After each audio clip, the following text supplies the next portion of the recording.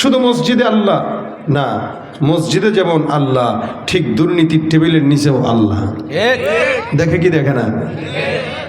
সুদের টাকা গ্রহণ করার সময় আল্লাহ দেখে। আওয়াজ দিবেন।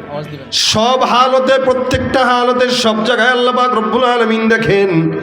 এটার নাম ঈমান। আল্লাহ পাক রব্বুল আলামিন বলেন, একটা বান্দা ঈমানদার যদি হয় তাহলে সব কিছু বিশ্বাস করবে অদৃশ্যের উপরে। অনেক বান্দারা আছে বর্তমান জামানায় তারা দলিল চায়। মনে রাখবেন, আল্লাহকে বিশ্বাস করার ক্ষেত্রে, ঈমান আনার ক্ষেত্রে কোনো দলিল চলে না। যারা দলিল খুঁজে এদের অধিকাংশই শয়তানের খালাতো ভাই। আচ্ছা ভাইরা, আমরা যে আমাদের মায়ের পেটে জন্মগ্রহণ করছি, আমার যে বাবা আছে, এই বাবার দলিল কি কেউ দিতে পারে? আপনি যদি বলেন, আমি যদি বলি ভাই বাবার দলিল দেন, আপনি বলবেন বাবার দলিল মানে কি? আমার বাবা, এটা বাবা। ভাই দলিল কি? এটা আমার আব্বা। দলিল কি? বিনা দলিলে আব্বা। আরে ভাই, দলিল ছাড়া আব্বা কেমনে বিশ্বাস করব? এমনও তো হইতে পারে অনেক মহিলারা আছে বিভিন্ন জায়গার থেকে পতিতাগিরি করেছে, তো আরেকজনের বাপ বলে দিয়েছে, তো সে বিশ্বাস করছে। দলিল কি? কারণ আমরা তো আমাদের মা বাবার মিলন দেখি না। ছোটবেলায় মা বলেছে আব্বা, তো বলছি আব্বা। ছোটবেলায় বলেছে দাদা, বলছি দাদা। কত মানুষ প্রবাসে থাকে, প্রবাস থেকে আসার পরে 10 বছর পরে সন্তান কোলেও যেতে চায় না, বিশ্বাসই করেন এটা আব্বা। মা কইছে না এটা তোর বাপ, কহ তাইলে আব্বা, ঠিক আছে। এখানে কি দলিল খুঁজে কেউ? তাহলে একটা বাবা মানার ক্ষেত্রে দলিল খুঁজেন না। একটা বাবা যেখানে মা বলতেছে এটা তোমার বাপ, ওটাই বিশ্বাস করে বাবাকে আব্বা ডাকেন।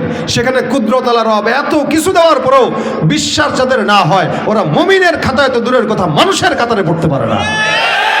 এই জন্য এদেরকে আল্লাহ পাক কিছু কিছু মানুষকে বলেন, লাহুম কুলুবুল লা ইয়াফকাহুনা বিহা ওয়া লাহুম আ'য়ুনুন লা ইউবসিরুনা বিহা ওয়া লাহুম আযানুন লা ইয়াসমাউনা বিহা উলাইকা কাল আনআমি বাল হুম আদাল উলাইকা হুমুল গাফিলুন। আল্লাহ পাক বলেন, কিছু কিছু মানুষ আছে যাদের কলব আছে, তারা বুঝে না। কিছু কিছু মানুষ আছে যাদের কান আছে, শোনে না। কিছু মানুষ আছে যাদের চক্ষু আছে, দেখে না। আল্লাহ পাক রব্বুল আলামিন বলেন, উলাইকা কাল আনআমি বাল হুম আদাল। এগুলো সব হলো হায়াওয়ান আর জানোয়ারের মতো না, বরং তার চাইতেও খারাপ। হায়াওয়ানের মতো দেখা যায়, জানোয়ারের মতো দেখা যায়। কেমন দেখা যায় বলে, চোখ আছে জানোয়ারের 2টা, তারও চোখ 2টা। কলব আছে আপনারও, কুকুরেরও কলব আছে। মানুষ মানুষকে কুকুরের বাচ্চা বলে গালি দেয়। কুকুরের যদি জবান থাকতো, কুকুর বলতো, ভাইরে আমার নামের বেইজ্জতি করিস না, কারণ তোরা তো কখনো কখনো আমি কুকুরের চাইতেও অধম। আল্লাহ পাক বলেন, উলাইকা কাল আনআম। এগুলো সব হায়াওয়ান আর জানোয়ারের মতো। একটা মানুষ হায়াওয়ানের মতো হয় কিভাবে? একটা মানুষ শুয়োরের মতো হয় কিভাবে? এ মুসলমান বুঝবেন, কুকুরের কোনো নামাজ লাগে না, গরুর নামাজ লাগে না। এই জামানায় যত পশু পাখি আছে, কারো নামাজ রোজা হজ যাকাত লাগে না। কিছু কিছু মুসলমান নামধারী ইমানদার আছে, এরাও সমাজে নামাজ পড়ে না। আল্লাহ বলে, কুকুরেরও নামাজ নাই, তোমারও নামাজ নাই, তার মানে তুমি আর কুকুরের মধ্যে কোনো পার্থক্য না। কুকুর যেরকম সেও সেরকম। মানুষ হওয়ার পরে কুকুর নামাজ পড়ে না, সেও নামাজ পড়ে না। কুকুরের পর্দা নাই, তারও পর্দা নাই। কুকুর যাকাত দেয় না, সেও যাকাত দেয় না। কুকুর হজ করে না, সেও হজ করে না। কুকুর বেপর্দায় চলে, সেও বেপর্দায় চলে। আল্লাহ বলেন, উলাইকা কাল আনআম। এগুলো সব হলো হায়াওয়ান আর জানোয়ারের মতো। আল্লাহ তারপরে বলেন, বাল হুম আদল। এগুলো হায়াওয়ান আর জানোয়ারের চাইতেও খারাপ। কেমনে খারাপ বলেন তো? এলাকায় যত অন্যায় অবিচার আছে, এগুলো সব কি কুকুর করে নাকি মানুষ করে? যত বলেন, সুদ বলেন, ঘুষ বলেন, দুর্নীতি বলেন, চুরি বলেন, সন্ত্রাসী বলেন, জেনা ব্যভিচার বলেন, যত অন্যায় অবিচার আছে সব করে ইনসান। বুঝেও করে, না বুঝেও করে। আল্লাহ পাক রব্বুল আলামিন বলেন, একটা কুকুর কোনোদিন মানুষের জায়গা চুরি করে না, একটা কুকুর কোনোদিন দুর্নীতি করে না, কাউকে গুলি ঠেকায় চাঁদাবাজি করে না, ডাকাতি করে না। আল্লাহ বলেন, যেই কাজটা কুকুর করে না, হায়াওয়ান করে না, জানোয়ার করে না, ওই কাজ তুমি মুসলমান হয়ে করার কারণে তুমি হায়াওয়ানের চাইতেও নিকৃষ্ট, ঠিক কিনা? তুমি নবীর উম্মত দাবি করো, সুন্নাহ মানো না, নবীর অপমানে তোমার হৃদয় কাঁদে না। তুমি নবীর উম্মত দাবি করো, সুন্নাহ মানো না। নবীর অপমানে তোমার হৃদয় কাঁদে না। তুমি বিজাতীয় সংস্কৃতিতে সপেছ পরাণ, তুমি বিজাতীয় সংস্কৃতিতে সপেছ পরাণ। তুমি কেমন মুসলমান, তুমি কেমন মুসলমান, ঠিক না? সুদের টাকায় প্রাসাদ গড়, ঘোষ ছাড়ো না। দিন দুঃখী না খেয়ে মরে, খবর রাখো না। ঘুষ খেয়ে অবিচার করো, সাজিয়া প্রধান। তুমি ঘুষ খেয়ে অবিচার করো, সাজিয়া প্রধান। তুমি কেমন মুসলমান, তুমি কেমন মুসলমান? মুসলমান দাবি করে এমন কোনো অন্যায় নাই যেটা করে না। মুসলমান দাবি করে এমন কোন গুনাহ নাই যেটা করে না। আল্লাহ পাক রব্বুল আলামিন এই কারণে বলেন, ইয়া আইয়ুহাল্লাযীনা আমানু আমিনু, এ মুমিনের দল তোমরা ঈমানদার হও। আল্লাহ নবী সাল্লাল্লাহু আলাইহি সাল্লাম অন্য হাদিসের মধ্যে বর্ণনা করেন, জাদ্দিদু ঈমানাকুম। আমার আল্লাহ পাক মুমিনদেরকে এক বাক্যে ডাক দিয়া বলেন, আল্লাহ নবী বলেন, জাদ্দিদু ঈমানাকুম, তোমরা তোমাদের ঈমানকে নবায়ন করো। ঈমানকে নবায়ন করার কথা নবী সাল্লাল্লাহু আলাইহি সাল্লাম কেন বললেন? কারণ সমাজের মানুষ ঈমানদার হওয়ার পরও চোখ দিয়া গুনাহ করে, হাত দিয়া অন্যায় করে, অন্তর দিয়া জেনা করে, গুনাহ করে, খারাপ চিন্তা করে। এরকম অসংখ্য অন্যায় করার কারণে নবী সাল্লাল্লাহু আলাইহি সাল্লাম বলেন, কোন মুমিন যদি অন্যায় করে গুনাহের মধ্যে লিপ্ত হয়, ওই সময়টা আল্লাহ পাক তার কলব থেকে ঈমানের নূরটাকে উপরে উঠায় নেন। বান্দা যতক্ষণ পর্যন্ত গুনাহ করে ততক্ষণ বান্দার কলবে ঈমান থাকে না। আর বান্দা যখন গুনাহ ছেড়ে দেয় তখন আল্লাহ তার ঈমানকে আবার তার কলবের ভিতরে ঢুকায় দেয়। নবী সাল্লাল্লাহু আলাইহি সাল্লাম বলেন, সুতরাং কোন ঈমানদার মুমিন যখন গুনাহ করে, স্বেচ্ছায় করুক অস্বেচ্ছায় করুক, গুনাহ করার হালতে ওই ঈমানদার বান্দার কলবের মধ্যে ঈমান থাকে না। আল্লাহ পাক বান্দার কলব থেকে ঈমানটাকে দূরে সরায় দেয়। নবী সাল্লাল্লাহু আলাইহি ওয়াসাল্লাম বলেন, এই কারণে আমি আল্লাহর নবী বললাম, জাদ্দিদু ঈমানাকুম। ঈমানটা গুনাহের কারণে যখন নষ্ট হয় তখন তোমরা ঈমানকে নবায়ন করো। বলে ঈমান নবায়ন কেমনে করবা? বলে বেশি বেশি বলো লা ইলাহা ইল্লাল্লাহ মুহাম্মাদুর রাসূলুল্লাহ। কালেমা পাঠ করার নাম ঈমানকে নবায়ন করা। সাহাবা আজমাইন কখনো কখনো ঈমান নবায়ন করতেন, মাঝে মাঝে, প্রতিদিন, প্রতিবেলায়।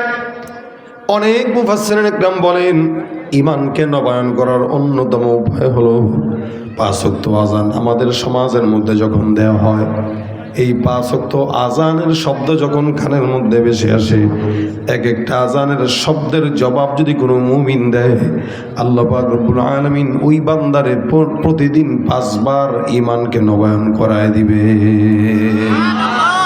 ফজরের সময় একবার আযানের জবাব দিবেন, জোহরে আবার দিবেন, আসরে আবার দিবেন, মাগরিবে আবার দিবেন, এশা আবার দিবেন। দৈনন্দিন 5 বার যদি কেউ ঈমান নবায়ন করে, ওই বান্দার ইনশাআল্লাহ গুনাহ হওয়ার কথা না। এই জন্য ঈমান নবায়ন করার কথা আল্লাহ বলেছেন, নবী বলেছেন, ইয়া আইয়ুহাল্লাযীনা আমানু আমিনু, হে মুমিনের দল ঈমানদার হও। আল্লাহ পাক রব্বুল আলামিন বান্দাকে বারবার মুমিন হওয়ার আদেশ দিলেন। এখন আসেন, ঈমানটা 3টা শর্তের নাম। যারা নিজেকে মুমিন দাবি করে আবার গুনাহ করে, অন্যায় করে, বিচার করে, তারা মুমিন না। ঈমানের 3টা গুণ। 1 নম্বর তাসদীকু বিল জিনান, অন্তর দিয়া বিশ্বাস করবে। আল্লাহ কয়জন? একজন। এটা অন্তর দিয়া বিশ্বাস করা। শুধু আল্লাহ যে একজন এটা অন্তর দিয়া বিশ্বাস করবে এরকম না। জান্নাত জাহান্নাম, আল্লাহর নবী, রাসূল, ফেরেশতাকুল সব কিছু বিশ্বাস করবে। আল্লাহ যে মসজিদে আছে বিশ্বাস করবে, আল্লাহ যে আবার অন্য জায়গায় আছে সেটাও বিশ্বাস করবে। নামাজের সময় যেরকম মনে করবে আল্লাহ আছে, অন্যায় করার সময় বিশ্বাস করবে আল্লাহ আছে। এই জমিনটা আল্লাহর, এটা যেমন বিশ্বাস করবে, এই জমিনের ভিতরেও বিধান চলবে আল্লাহর, এটাও তেমন বিশ্বাস করা লাগবে। এগুলো সব কিছু বিশ্বাস করার নাম ঈমান। তাসদীকু বিল জিনান, অন্তর দিয়ে বিশ্বাস করা, অন্তর দিয়ে সত্যবাদিতার স্বীকারোক্তি দেওয়া, বিশ্বাস করা আল্লাহ এক। এই জমিন আর আসমানের ভিতরে সব কিছু একজনই নাড়াচাড়া করেন। আল্লাহ পাক বলেন লাউ কানা ফীহিমা আলিহাতুন ইল্লাল্লাহু লাফাসাদাতা, আসমানের নিচে জমিনের উপরে আল্লাহ ছাড়া অন্য কোন রব যদি থাকতো এই আসমান আর জমিন ধ্বংস হয়ে যেত। এই জন্য 1 নম্বর তাসদীক বিল জিনান, ঈমানের গুণ হলো অন্তর দিয়া বিশ্বাস রাখবে। 2 নম্বর জবান দিয়া স্বীকার করবে ইকরার বিল লিসান। ইকরার বিল লিসান মানে লা ইলাহা ইল্লাল্লাহ মুহাম্মাদুর রাসূলুল্লাহ, অন্তর দিয়ে বিশ্বাস করার পাশাপাশি জবান দিয়ে স্বীকার করবে। জবানের স্বীকারোক্তির অনেক দাম। কোনো মুমিন জবান দিয়া যত এলোমেলো চিন্তা করুক না কেন, যতক্ষণ মুখ দিয়া বলবে না ততক্ষণ তার গুনাহ লেখা হবে না। আপনার মাথায় আপনার দেমাগে অনেক চিন্তা আসতে পারে যে এই সেই আল্লাহ এই দুনিয়ার অবস্থা, মানে বিভিন্ন গুনাহের চিন্তা আসতে পারে, ততক্ষণ পর্যন্ত লেখা হবে না যতক্ষণ কাজ না করবেন অথবা মুখ দিয়া না বলবেন। কয় না মন্ডয় চাইতেছে গালি দিয়ে ইচ্ছা মতো একটা, তা দেয় না কেন? গুনাহ হবে। মন চাইতেছে, মনের ভিতরে আছে, দেয় না। যতক্ষণ দিবে না ততক্ষণ মন কোটি কোটি বার চাইলেও কোনো সমস্যা নাই, কিন্তু যখন দিয়ে ফেলছে একবার দিলেই শেষ। এই জন্য ইকরার বিল লিসানের দাম আছে অনেক। জবান দিয়ে স্বীকার করা, জবান দিয়ে কি করা? স্বীকার করা। সারা জিন্দগি একটা মেয়েরে চিনেন না, কিন্তু বাবা মা পছন্দ করা করে বলো কবুল, আপনি বললেন খালি এতটুকুন একটা শব্দ কবুল। এই জবানের একটা কবুল স্বীকারোক্তি একটা হারাম সম্পর্ককে হালাল বানায় দিল। আবার 50 বছরের একটা দীর্ঘ সম্পর্ক, এটা হালাল ছিল, খালি জবানের একটা শব্দ স্বীকারোক্তি তালাক, এতটুকু শব্দের মাধ্যমে সারা জিন্দগির জন্য হারাম হয়ে গেল।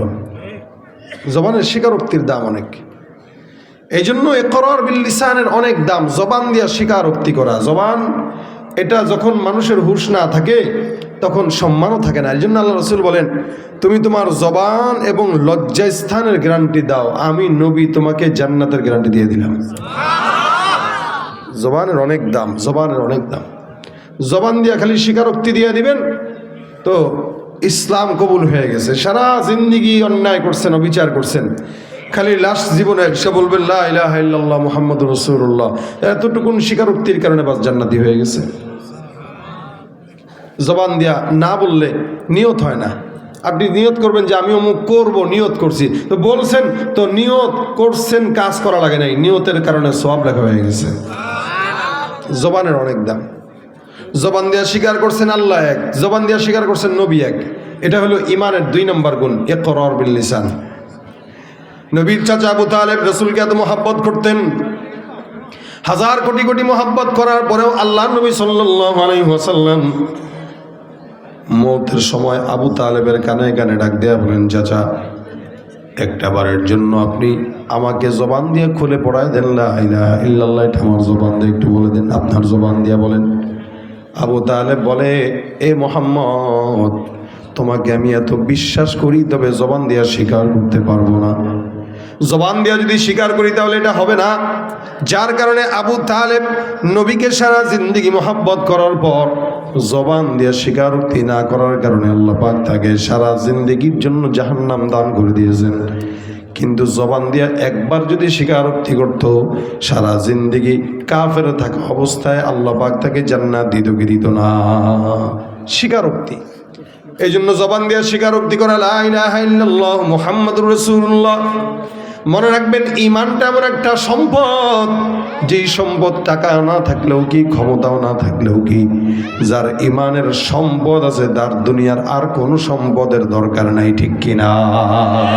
নাই বা পেলাম অর্থ করি, নাই বা পেলাম ঘর, নাই বা পেলাম সুখের দেখা, হোক না আপন পর, পথের দুলায় জীবন আমার হোক ধূসর মলিন, অনাহারে অনাদরে যাক না কেটে দিন, তবু দুঃখ আমার নাগাল কভু পাবে না হৃদয়, সব হারালেও তাও করি না নিঃস্ব হবার ভয়, আমি মুসলমান আমার ধন হলো ঈমান, ঈমানে নূরের রৌশনীতে দীপ্ত আমার প্রাণ, ঠিক কিনা? ঈমান থাকলে আর কোনো টেনশন আছে ভাই? ঈমানের 2 নম্বর গুণ ইকরার বিল লিসান। বলেন ঈমানের 2 নম্বর কি? জবান দিয়া স্বীকারোক্তি করা, জবান দিয়া। 1 নাম্বার অন্তর থেকে বিশ্বাস করা, 2 নাম্বার জবান দিয়া স্বীকারোক্তি করা, 3 নাম্বার আমল বিল আরকান, শরীয়তের যত হুকুম আহকাম বিধি নিষেধ আছে সব কিছু পুঙ্খানুপুঙ্খানু মানার নাম হলো ঈমান। আমাদের দেশে অন্তর দিয়া বিশ্বাস করার লোক আছে, জবান দিয়া স্বীকার করার লোকও আছে, কিন্তু আমল দিয়া পরিপূর্ণ করার লোকের বড়ই অভাব।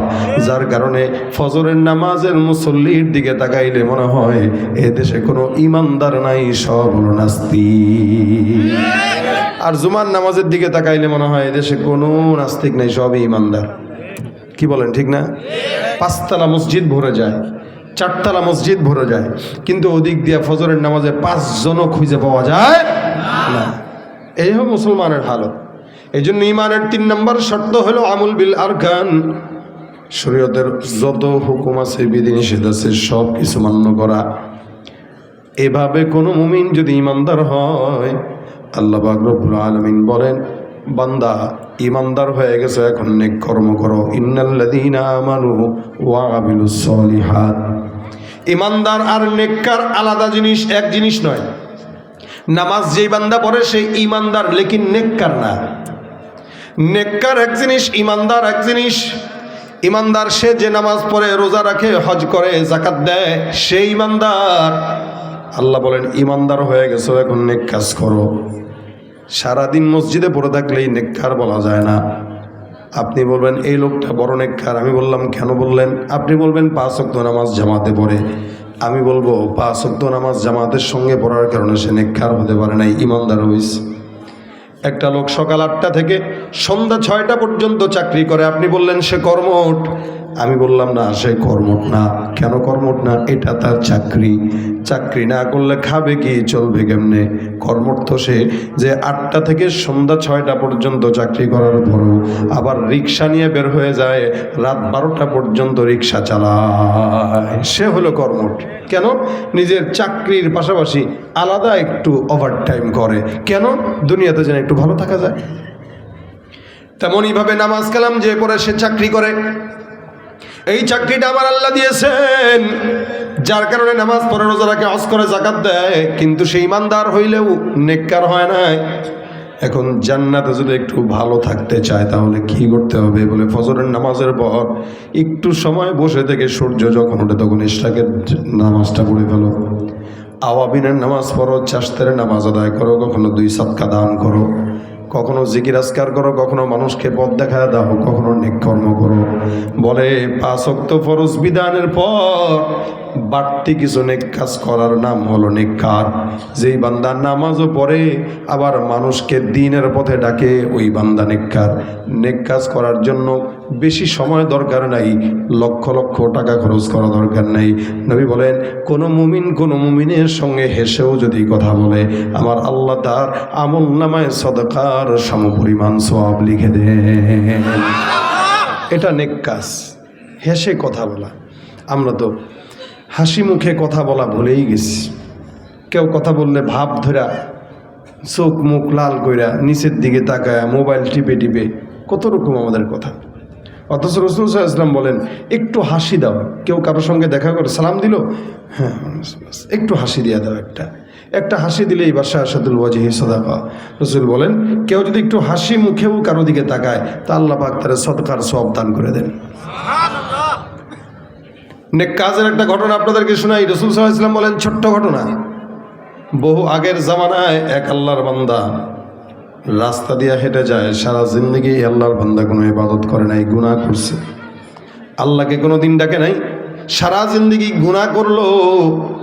এই আল্লাহর বান্দা রাস্তা দিয়ে হেঁটে যায়, যেতে যেতে যেতে যেতে হঠাৎ করে তাকায় দেখে মরুভূমিতে একটা কুকুর জিহ্বাটা এই পর্যন্ত বের করে পানির পিপাসায় পড়ে আছে, যেন এক্ষুনি তার মওত হয়ে যাবে।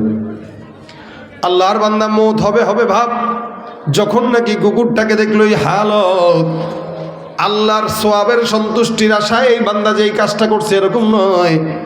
আল্লাহর বান্দা চিন্তা করলো একটা নিকৃষ্ট প্রাণী কুকুর, কুকুরটা পানির পিপাসায় এই জায়গায় কাতরায়, এই কুকুরটাকে একটু পানি পান করানো আমার একটা দায়িত্ব, মানবিক দায়িত্ব। এই মানবিক দায়িত্ব থেকে কুকুরের প্রতি দয়া দেখাইলো। আল্লাহর বান্দা তালাশ করতে করতে করতে করতে একটা কুয়ার মাঝখানে গেল, কুয়ার সামনে গেল, নিজের মোজাটা খুলে কুয়ার ভিতর থেকে পানি উঠায়, নিজে পানি পান করলো, কুকুরকেও পানি পান করানোর জন্য কুয়ার থেকে পানি উঠাইল। আল্লাহর বান্দা কুকুরের সামনে যায়, কুকুরটাকেও পানি পান করায় দেয়। নবী সাল্লাল্লাহু আলাইহি ওয়াসাল্লাম বলেন, আমার আল্লাহ পাক রব্বুল আলামিনের কুদরতের রহমতের সাগরে ঢেউ উঠে যায়। কেন জানো?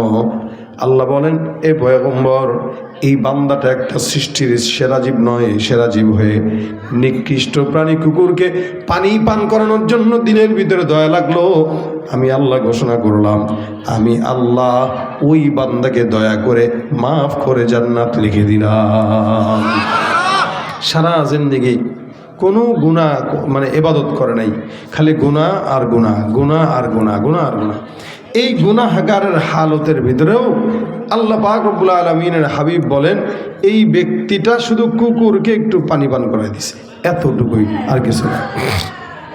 এতটুকুনের কারণে রাসূল বলতেছেন, সাহাবারা, আল্লাহ বলেন একটা স্বাভাবিক কুকুরকে পানি পান করেছে, তার মানে তার দিলে দয়া আছে। সে যদি কুকুরকে দয়া করতে পারে, আমি আল্লাহ তার মতো ইনসানকে কেন দয়া করব না? তারে বলে দাও, আমি তারে মাফ করে দিলাম, যাও। তাহলে কুকুরকে পানি পান করায়ও মানুষ জান্নাতে যেতে পারে। আবার অনেক সময় নামাজি কালামি হয়েও জান্নাত যেতে পারে না। কেন? বলে যেটা করতেছে বা ইবাদত করে, এগুলো সব বান্দাকে দেখানোর জন্য করে, আল্লাহর জন্য না। এই জন্য নবী বলেন, আখলিস দীনাকা ইয়াকফিকাল আমালুল কলিল, তুমি তোমার ঈমানকে সহি করো, আল্লাহ পাক রব্বুল আলামিন অল্প আমলের কারণে তোমাকে নাজাতের জন্য বন্দোবস্ত করে দিবেন। সুবহানাল্লাহ। অল্প আমল, বেশি দরকার নেই।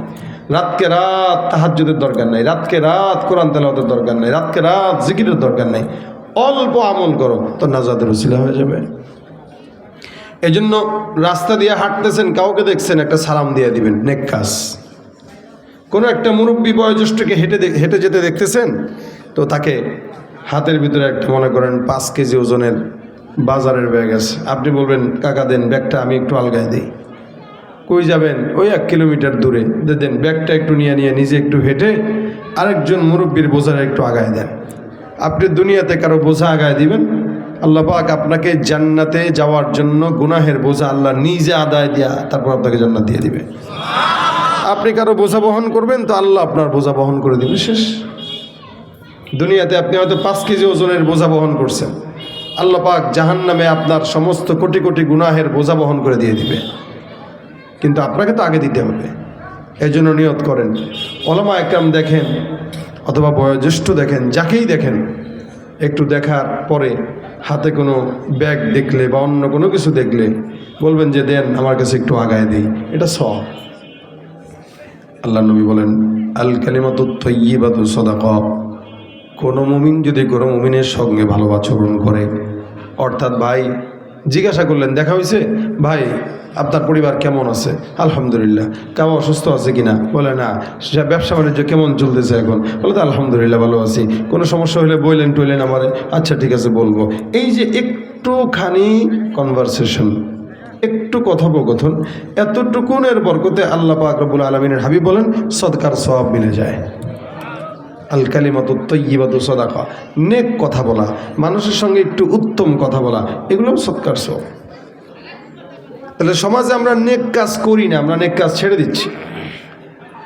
কোনো মানুষ অটোতে উঠলেন, দুপুরবেলা আপনার বাসায় নামবেন, আপনি চিন্তা করলেন যে দেখ মুরব্বী মানুষ, জিজ্ঞেস করি খাইছে কি খাইছে না।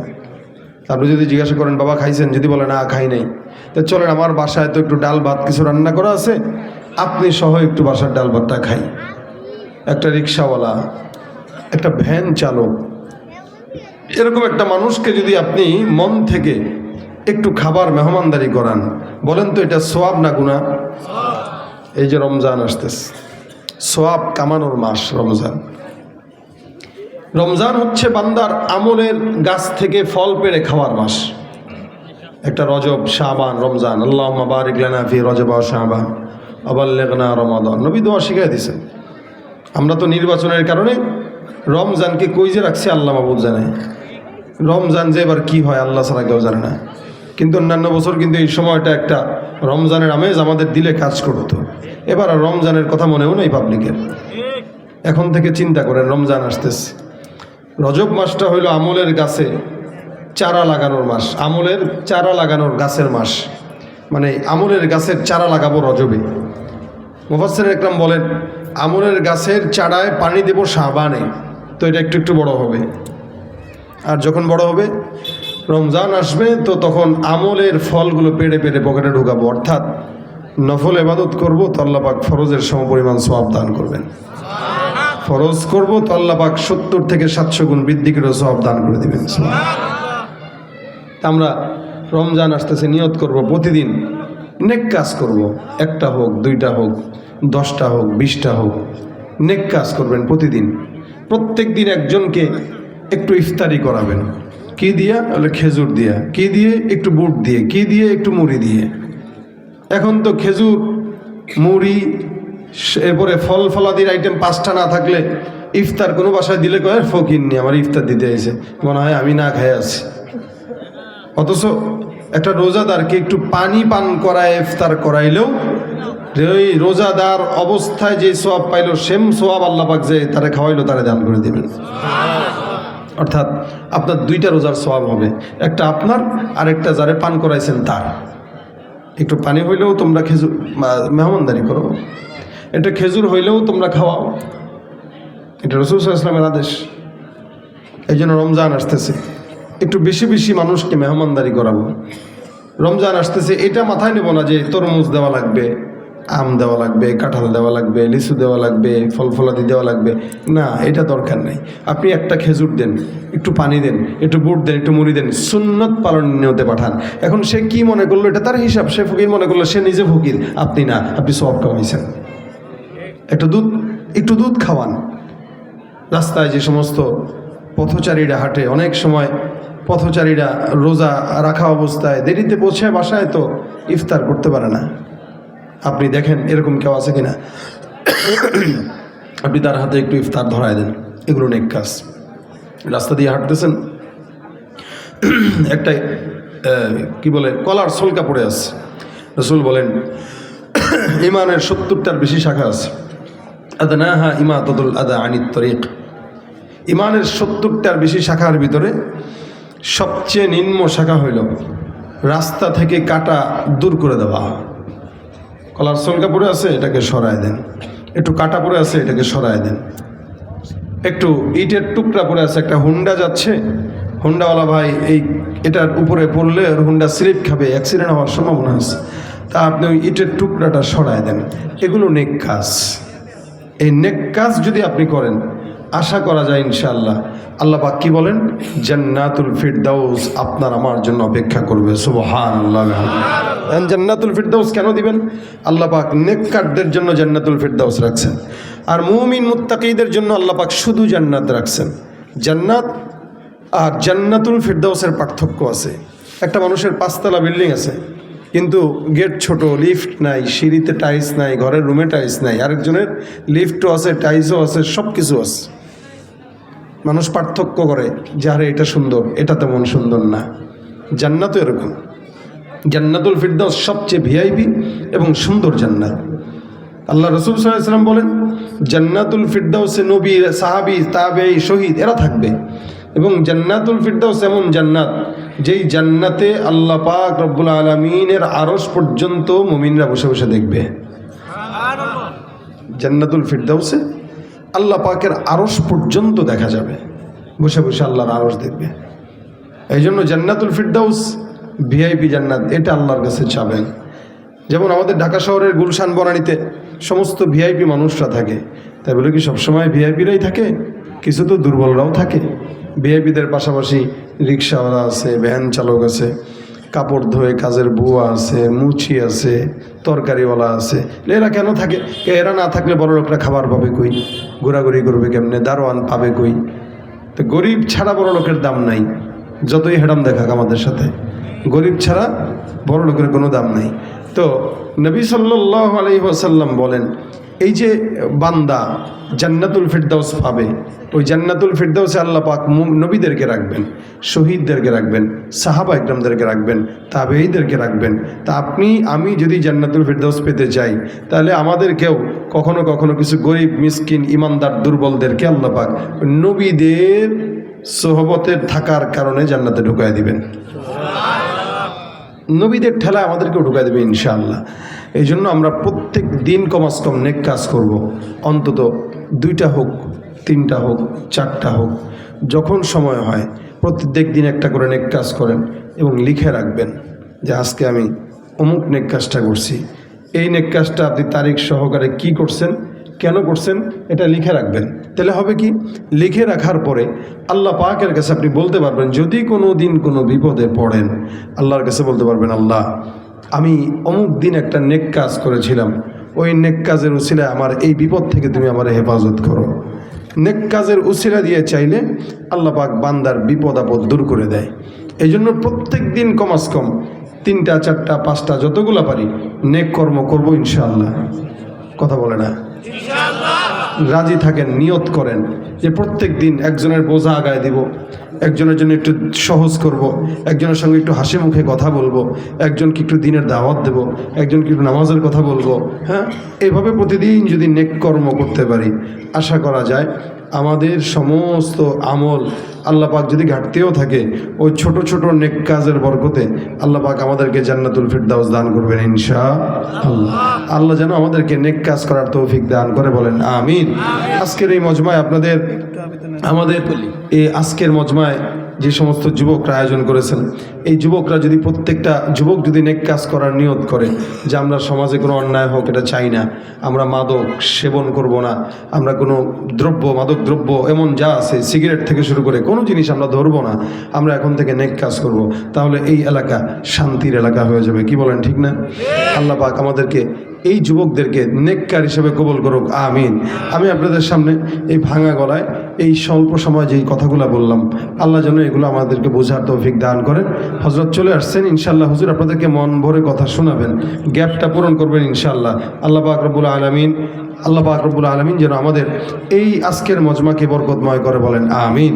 আমরা সবাই মিলে লাস্টে একটা নাতে রাসূল গাই, যদিও হুজুর অনুরোধ করছেন, কিন্তু আমি আসলে আমার গাওয়ার মতো অবস্থা নাই, আমি মারাত্মক দুর্বল। যেখানে আমার বিছানায় থাকা দরকার ছিল ওই জায়গায় আমি বাসার থেকে এসে আপনাদের এত দূরে এসে আপনাদেরকে কথা শোনাইতেছি, এটা আমার নিজের উপরে জুলুম, শরীরের উপরে জুলুম। এরপরও আমি অল্প একটু শোনাই দিয়ে যাচ্ছি। ইশকে নবী জিন্দাবাদ, ইশকে নবী জিন্দাবাদ, ইশকে নবী জিন্দাবাদ, ইশকে নবী জিন্দাবাদ। আমার মনের ভুবন জুড়ে উঠলো যখন চাঁদ, তারার মিছিল কোরাস ধরে বলল মুহাম্মদ। ঝিঝির দোলো দুরুদ সুরে নামলো খুশিরত দুপুরে, সেই খুশিতে জাগলো ধরা, চললো ক্ষমার পরম্পরা। মনের আকাশ আলো মনে দূর মদিনার চাঁদ। ইশকে নবী, ইশকে নবী, ইশকে নবী জিন্দাবাদ, ইশকে নবী, ইশকে নবী, ইশকে নবী জিন্দাবাদ, ইশকে নবী জিন্দাবাদ, ইশকে নবী জিন্দাবাদ, ইশকে নবী জিন্দাবাদ, ইশকে নবী জিন্দাবাদ। আসসালামু আলাইকুম ওয়া রাহমাতুল্লাহি ওয়া বারাকাতুহু।